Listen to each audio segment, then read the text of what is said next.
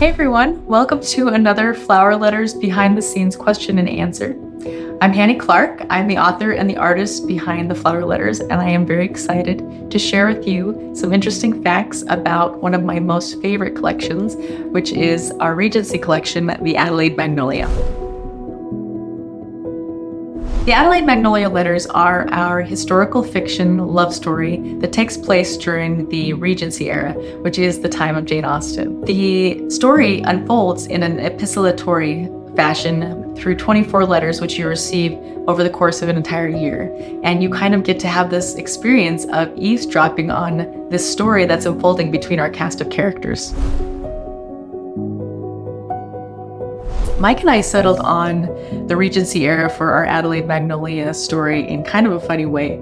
I was in the middle of writing a completely different story at the time in a completely different era, and I just started to feel like this wasn't the right time to release the story that I was working on. And so I was really afraid to go to Mike about it because we were pretty close to the time to release our next story, but I just didn't feel right about it. So I went to Mike and I told him that I thought we needed to write a Jane Austen kind of a story set in the Regency era, and turns out that he was feeling the exact same way.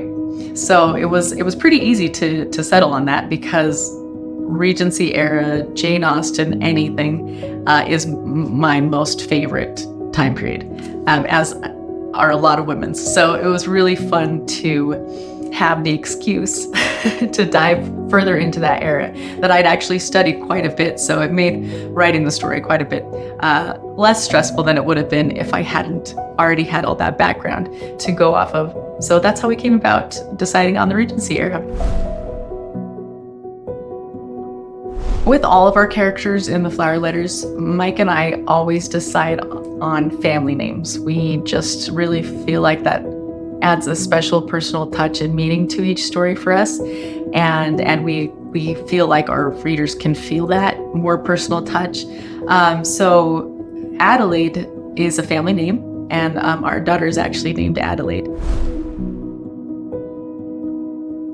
Striking a good balance between all of the different elements of our stories at the Flower Letters isn't something that there's kind of a magical equation to, other than the fact that my priority when I sit down to write a story is always to write a story that I would love to read. First and foremost, I am my first reader, and so if I'm not enjoying it, the chances are really high that nobody else is going to either. And you hear that a lot in the industry. You hear that those authors that are able to really stand the test of time, that are able to really stay in it, because writing is grueling work, are first and foremost telling themselves a story that they would love to read. They're not trying to tell the popular story or what's popular at the time. They're trying to tell a story that they would love to read. And that's kind of the secret, I think, is just I love stories that have history in them. I love stories that have mystery, and I love stories a lot, especially ones with happy endings.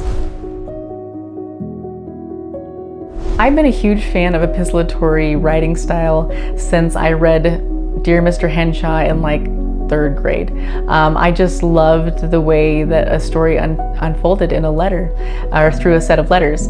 And the book that really got me thinking about this story writing style is the book The Guernsey Literary and Potato Peel Pie Society. I love that book. It's so great. And the fact that they use letters and telegrams and just all kinds of clever ways of unfolding the story, it just really appealed to me. And I listened to that book on tape like so many times while I was doing art, and so it really was an easy decision.